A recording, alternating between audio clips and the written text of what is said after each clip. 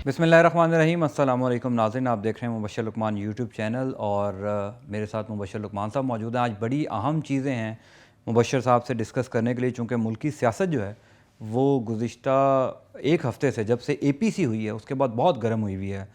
London से ख़िताब हो रहे हैं, यहाँ पर जो वफाकी वज़रा हैं वो भी उसका भरपूर जवाब दे रहे हैं। तो बड़ी इंपॉर्टेंट चीज़ें हैं जो आज के डिस्कशन में मुबश्शिर साहब से पूछनी है, और कुछ ऐसी चीज़ें भी हैं जो अभी तक मीडिया पर नहीं आ रही, यानी कि जो बातें बाज़गश्त हो रही हैं कि कोई पार्टी बन रही है, कोई नून, कोई शीन, कोई मीम, क्या क्या निकल रहा है।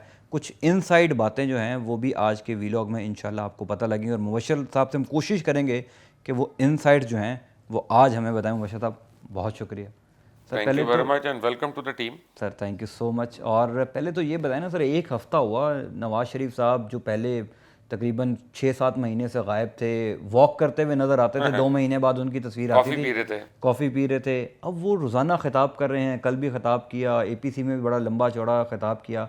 हो क्या रहा है सर, ये एकदम एक्टिव कैसे हो गए? मरियम बीबी भी रोज़ाना ख़िताब कर रही हैं, बातचीत कर रही हैं। किसी ने तो उनको थापी दी है ना कि अब तुम अच्छा। बोलो और पाकिस्तान के इदारों के खिलाफ बोलो। नैरेटिव तो टोटल इंडिया का है। और यही बातें आज से 16 साल पहले जब अल्ताफ़ हुसैन ने शुरू की थी तो सबको शक हुआ, फिर वो यकीन में हो गया। मुझे लगता है अब तो नवाज शरीफ पे पाबंदी लगेगी और अनकरीब वो फारिग होंगे। लेकिन नवाज शरीफ जो है ना, वो जो जो हरकतें कर रहे हैं वो सबसे ज़्यादा अपनी जमात को नुकसान पहुँचा रहे हैं। क्योंकि पाकिस्तान मुस्लिम लीग नवाज जो है, बहरहाल वो पाकिस्तानी लोग हैं और बड़े पाकिस्तान के दर्द रखने वाले लोग हैं। तो वो खुद कंफ्यूज्ड है कि हमारे लीडर को क्या हो गया। अच्छा। और वो कहते हैं कि ये किस किस्म की बातें हो रही हैं, तो इंडियंस को करनी चाहिए ये बातें जो मियाँ साहब कर रहे हैं। तो आई थिंक कि मियाँ साहब जो है वो मुस्लिम लीग नून को सबसे ज़्यादा नुकसान पहुँचा रहे हैं। और अब आने वाले दिनों में मुझे लगता है कि गवर्नमेंट अब स्ट्रिक्ट एक्शन, मैंने तो, मेरे से प्राइम मिनिस्टर की बात नहीं हुई अब लेटली, 4 दिन पहले हुई थी, लेकिन आज मैंने उनको एक मैसेज भेजा। मैंने कहा कि ज़्यादा प्रॉब्लम है तो भाई इनका NIC और पासपोर्ट वगैरह कैंसिल कर दो। सर रियासत तो फिर सब कुछ कर सकती है ना, सब कुछ कर अगर सकती रियासत है। से ज़्यादा मजबूत कौन है? ये रियासत को बताना पड़ेगा, दिखाना। असल में आपके हाई कमीशन के अंदर भी लोग जो मौजूद है ना, वो नवाज शरीफ के पेरोल पे हैं। अच्छा। आपके नादरा में, आपके FIA में, आपके पूरा सिस्टम हाईजैक हुआ हुआ है। लोग उनके ज़माने में एडमिट हुए हैं एज ASI और रिटायर हो गए IG बन के। यानी 35 बिल्कुल साल ठीक। एक आदमी ने हुकूमत कर ली, तो अभी तक यकीन ही है लोगों को कि यार वो वापस तो नहीं आ जाएगा। तो लोग फिर अंदर से कर रहे होते हैं। अब देखा ना, जैसे ये सर्विसेज हॉस्पिटल में वो डॉक्टर अजहर ने जो रिपोर्ट जिस बिल्कुल। तरह से बनवाई थी, सबको पता है कि उन्होंने क्या करके बनवाई थी, लेकिन अभी तक उसकी इंक्वायरी नहीं हुई। लेकिन उसमें तो यास्मीन राशिद साहिबा ने भी क्योंकि उसको जिस इंडोर्स किया जिसका था। नाम आता है उसकी इंक्वायरी होनी चाहिए ना यार, चाहे वो मेरा भाई हो, चाहे आपके फूफा हो, जो मर्जी हो, सबकी इंक्वायरी होनी चाहिए। आखिर एक आपने मुजरिम को मुल्क से बाहर निकालने में मदद की है। 109 है ना ये पर्चा, 109 का अबेटमेंट क्राइम के अंदर। तो इस पे सबको चार्जशीट होनी चाहिए, स्पेशली ये सर्विसेज अस्पताल के तमाम इंतज़ामिया को चार्जशीट होनी चाहिए। और यास्मीन राशिद को मैं इसलिए नहीं कहता, मैंने कहा तो है लेकिन कहता इसलिए नहीं क्योंकि उन्होंने तो उस बात पे करना है ना कि जो रिपोर्टें उनको दी गई, अब वो रिपोर्टें मेलाफाइड। लेकिन वो खुद भी तो डॉक्टर हैं सर, एक और खुद डॉक्टर ऐसी है, वो लैब टेक्नीशियन तो नहीं है ना, ऐसी अब वो तो पोजीशन लैब ऐसी पोजीशन पर हैं, उनको वेरीफाई तो करना लैब चाहिए था। टेस्ट तो नहीं खुद करेंगी ना। और जनरली आप अपने यहाँ पे जितने कैमरामैन वगैरह एडिटर्स हैं, आप एक बेसिक एतबार से तो चलते हैं ना कि यार ये मुझसे झूठ क्यों बोलेंगे। बिल्कुल ठीक। ठीक है ना, और वो भी सरकारी मुलाजिम जो है।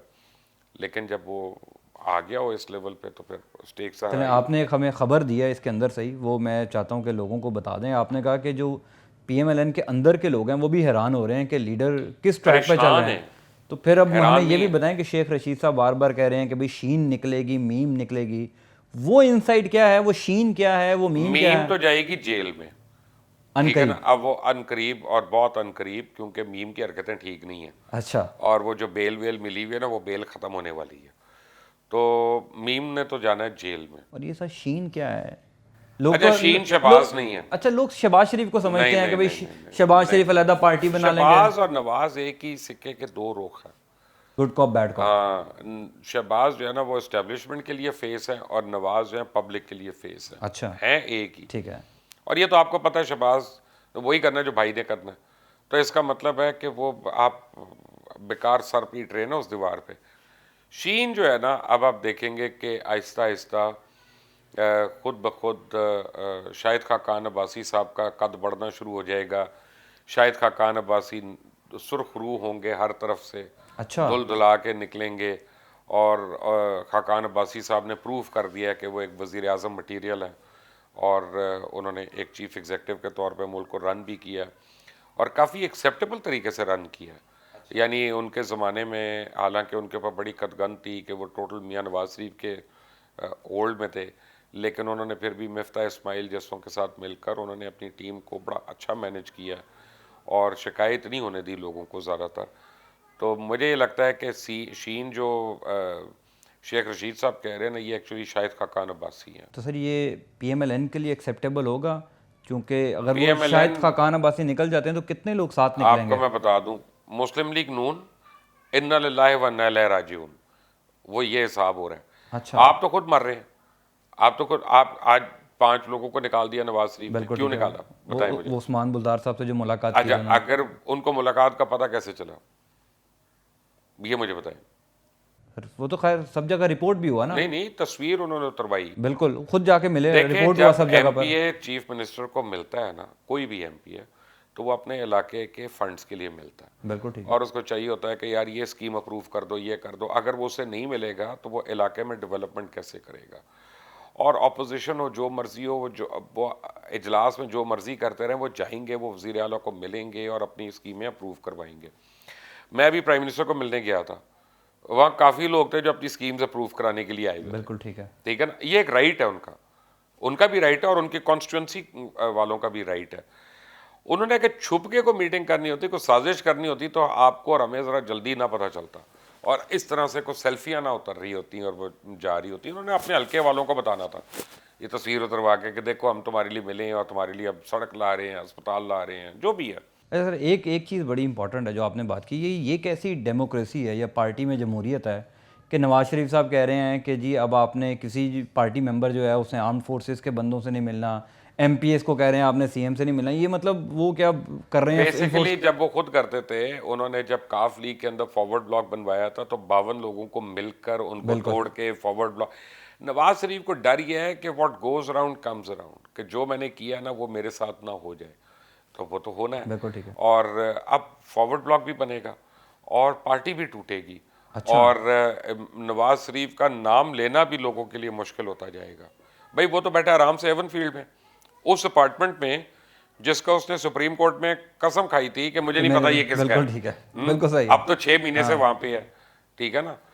तो और एक रात भी अस्पताल भी नहीं गया, सीढ़ियां चढ़ रहा है, सीढ़ियां उतर रहा कॉफ़ी है, भी पी रहे हैं, कॉफ़ी कॉफी शॉप शॉप भी वगैरह। छोड़े, सब कुछ हो रहा है, शॉपिंग हो रही है, ये हो रहा है, वो हो रहा है। और मेरा मतलब है कि हमने इसका मतलब एक मुजरिम का असली चेहरा देख लिया। अब तो हाई कोर्ट ये कह रहा है, ये मैं नहीं कह रहा, हाई कोर्ट कह रहा है एक मुजरिम जो है धोखा दे के अब वो हंसता होगा हम पे, हमारे सिस्टम के ऊपर। लेकिन अब भी वक्त है कि हम एक्ट करें और सबक सिखाएं।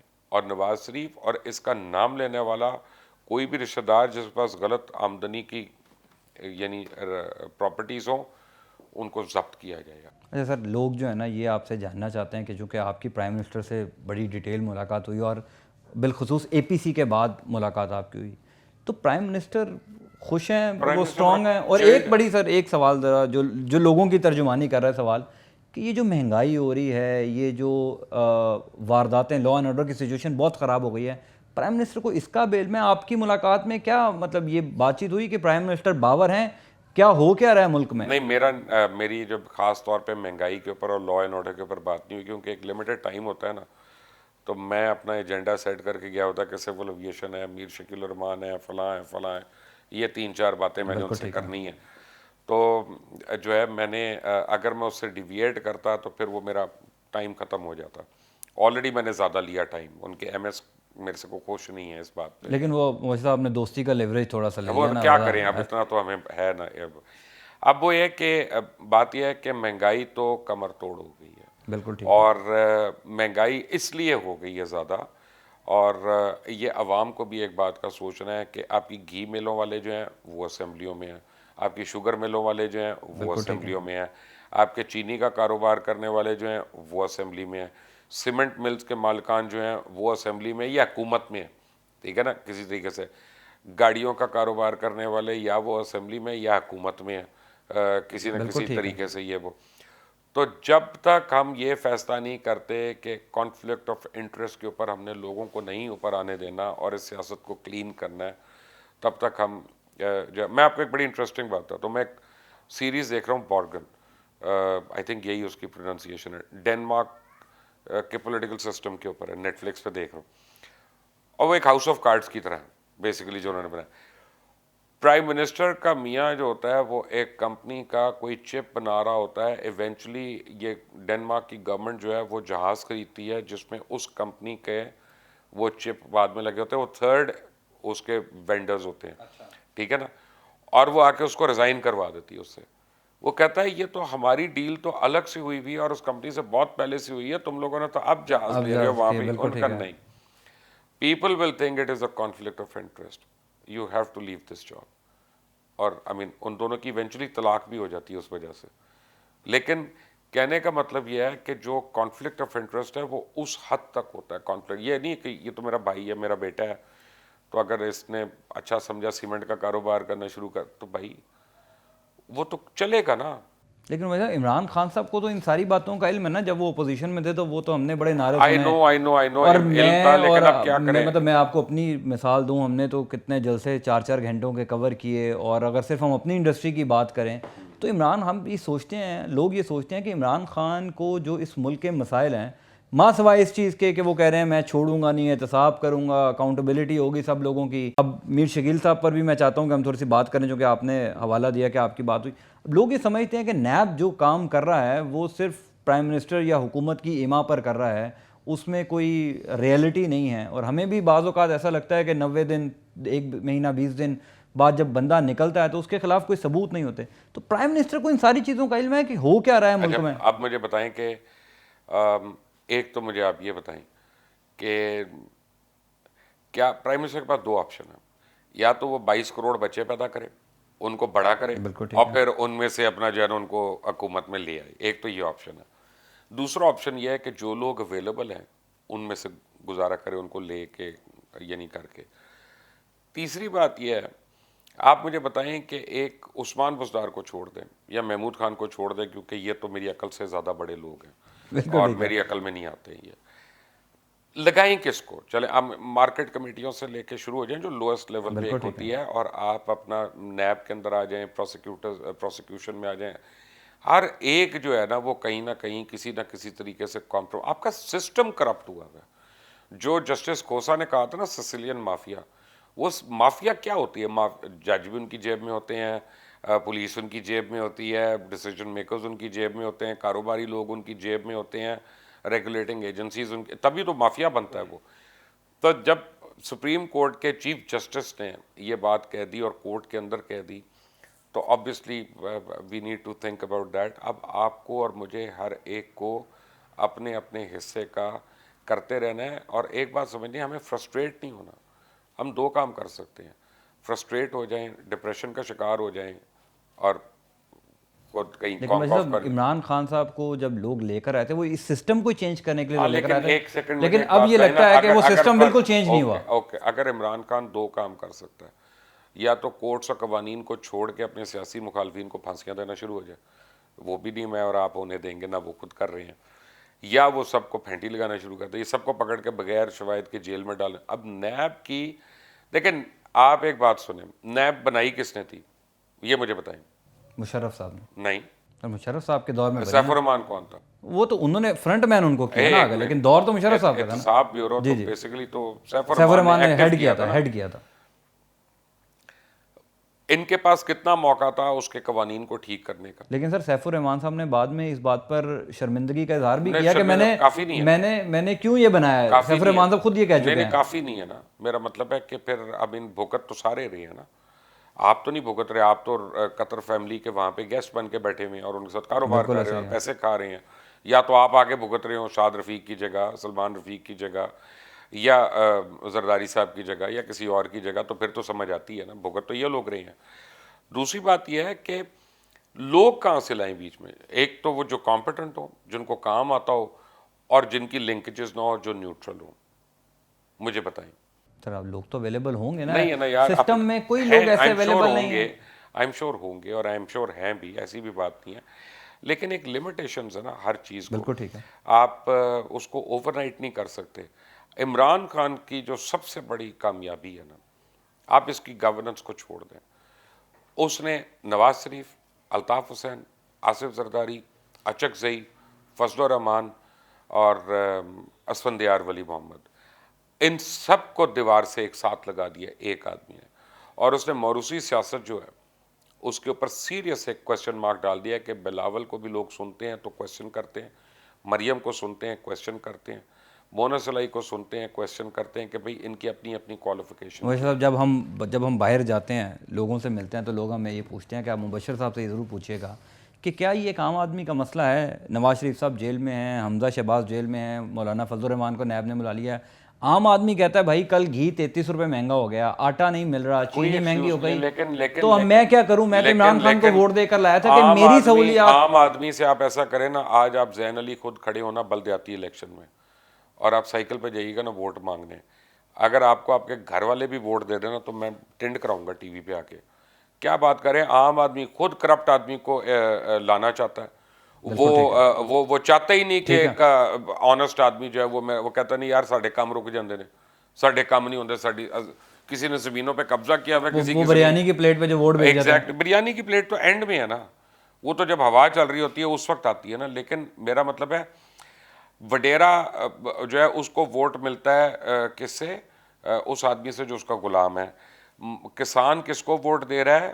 इंडस्ट्रियल होल्डर को, जिसकी शुगर मिली है, जिससे उसको काम पड़ेगा, जिससे काम पड़ेगा, जिसको बेच रहा है। और लेबरर किसको दे रहा है? फैक्ट्री के मालिक को। तो लेबरर को वोट दे के ऊपर ले आए ना। इंडिया में आम आदमी पार्टी बनी थी, उसने एक दफ़ा तो हलचल मचा दी ना पकड़ के। अब अगर ना प्रूव कर सकें वो एक और बात है, लेकिन हलचल तो मच सकती है। हम तो इतनी हिम्मत ही नहीं कर सकते। हम तो एक अपने हलके में एक आम आदमी को जो है ना उसको इलेक्ट नहीं होने देते।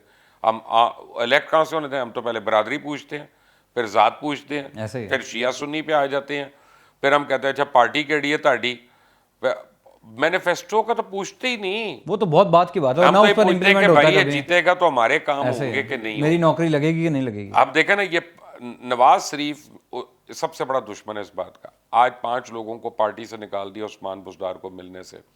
वो अपने लोगों का हक लेने गए थे। अब उनका क्या कसूर है कि नवाज शरीफ की हुकूमत नहीं बन सकी? लेकिन उन्होंने अपने लोगों के जो तो काम करना है, आपने उनको निकाल दिया। तो आप लोगों को ये बता रहे हैं या मैं नहीं तो या कोई भी नहीं, तुम्हारा काम कोई ज़रूरी नहीं है, तुम्हारी नालियाँ ज़रूरी नहीं है, तुम्हारी गलियाँ ज़रूरी नहीं है, तुम्हारा पीने का पानी ज़रूरत नहीं है, पहले मुझे हुकूमत मिले। बेसिकली आप ये बता रहे हैं। वैसे प्रॉब्लम क्या है? पॉलिटिकल पार्टीज़ एक्ट पढ़ें जैन साहब, पॉलिटिकल पार्टीज़ एक्ट में हर एक का जिक्र है स्वाय पॉलिटिकल वर्कर के। इस मुल्क में कोई पॉलिटिकल पार्टी ऐसी नहीं है जो पॉलिटिकल वर्कर को right they, including PTI, any party. मैं कह रहा हूं कोई भी नहीं। कायदे आजम की मुस्लिम लीग ने नहीं दिया यार। आपका अगर होता तो पॉलिटिकल वर्कर का जिक्र होता ना पॉलिटिकल पार्टीज एक्ट में। एक्ट बना है जिसके तहत आप और मैं सियासी जमात बना सकते हैं।